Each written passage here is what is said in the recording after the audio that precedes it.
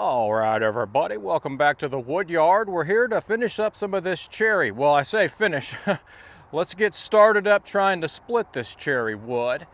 Now, I got quite a bit. I think there's about 40 rounds, and they're big rounds. They're too heavy to lift, so I still got a lot of work just noodling them in half.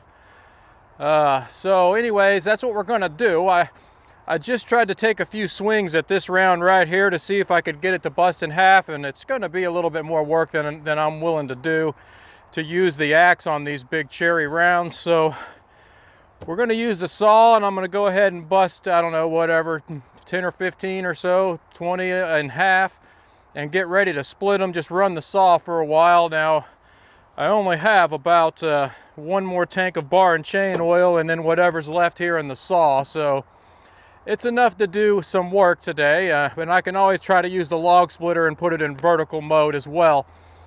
There's nothing funny about any of these rounds today. It's just pretty much straight up a hard work today. But I need to sharpen this saw.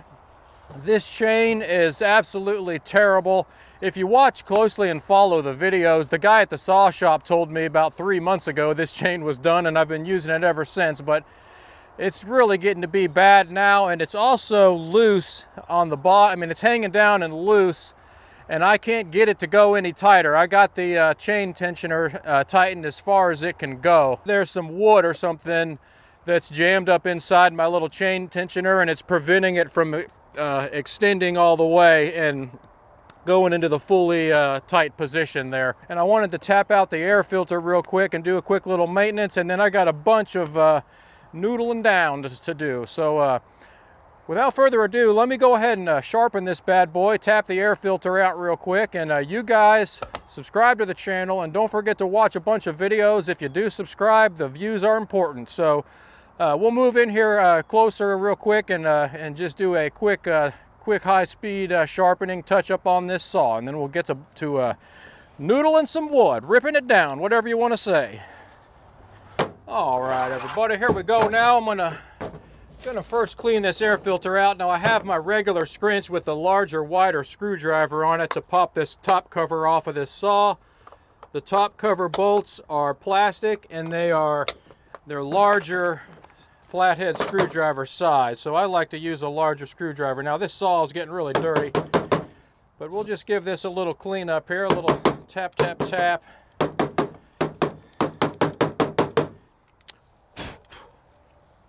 I'm going to use a piece of wood here. All right, I got that cleaned up a little. You can see all the dust in here. I don't know if you can or not, but the saw is pretty dirty. I need to blow that out with an air compressor. I just didn't have time. I was working late last night, had to go to eat dinner, and I'm working late again tonight. So I will put that in the garage here one day real soon and use the air compressor and blow that thing out. But let's quickly get this thing sharpened up so I can get on with my day here, my evening.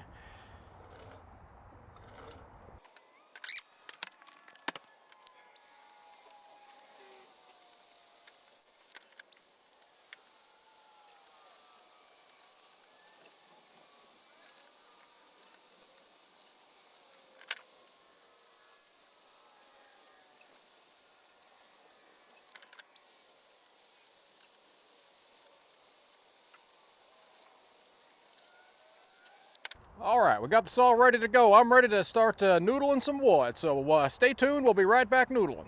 All right, everybody, I've made the executive decision that I'm not going to film myself noodling all of this wood. It's just too much. It's all angled the wrong way. I'm going to be moving around and twisting these and turning them. I'm going to be at all different angles.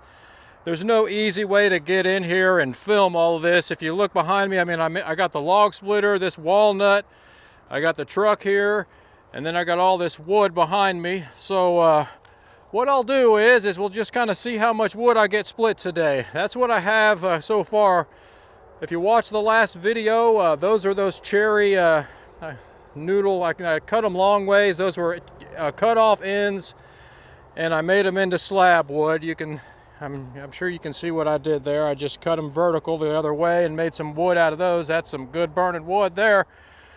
So what I'm going to do is just throw that cherry on these pallets right here, and we'll see what the pile looks like later. I'm sure I'll check in with you here when I'm done noodling, but let me get all this work done, and I'll show you what it looks like, how much I got done, because you are not lifting like that puppy there. Even this one here, I can lift it, but I don't want to lift 20 of them. I don't want my back to go out. So I'll be back with you in 2 seconds. Thank you. All right, everybody, I'm checking in. I did 1 tank of gas in that MS 462, and I almost got all the wood done, which I'm surprised. There's more. There's about 8 or 10 more, but they're small. I can lift those over there. Some of them are just some pretty big giants, 25-inch plus. But that was 1 tank of gas I did, and I'll tell you what, that MS 462 does pretty darn good on gas.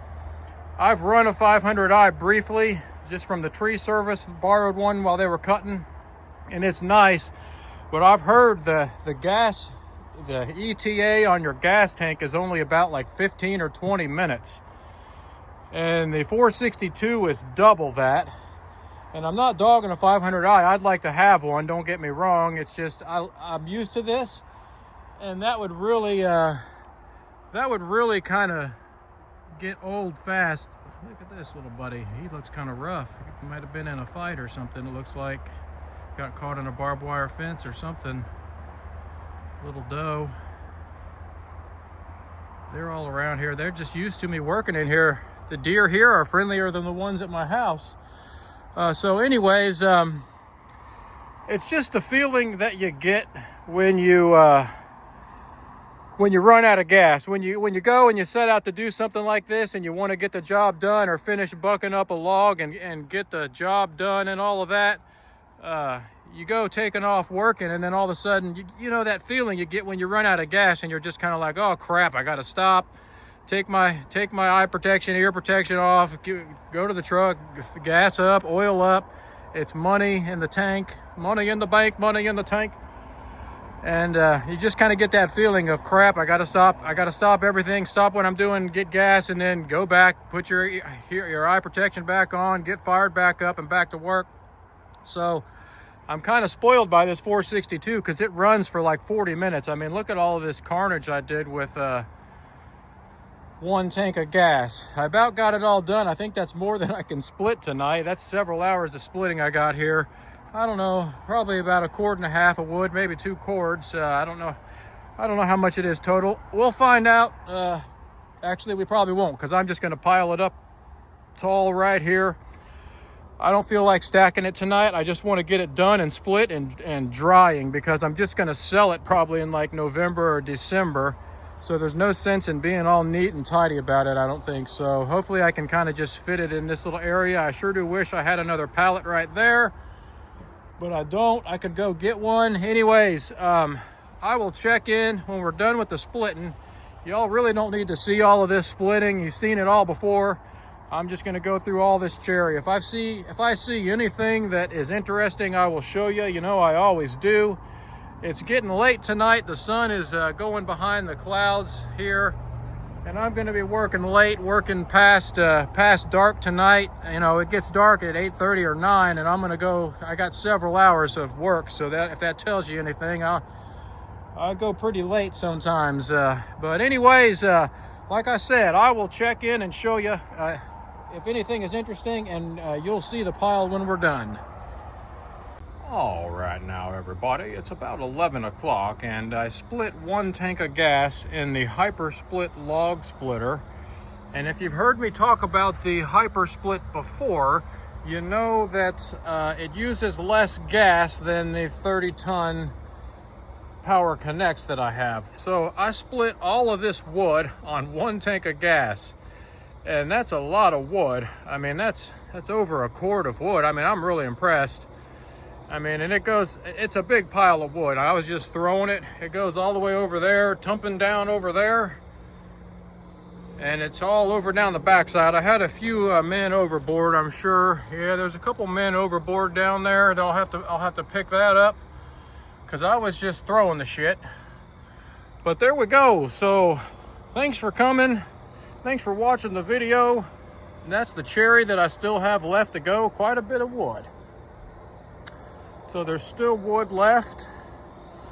And you guys come back, check it out next video. We'll probably be splitting this next time. Who knows? There is a little bit of rot in those stumps out there. I don't know if I'll ever get around to doing that. And I got these big walnut pieces here to work on later too. So that's just kind of the way it goes. I just stacked it up right here. I had walnut on the end and then I started all this cherry. But it's got to go somewhere. So whatever, I know what I got. See you later.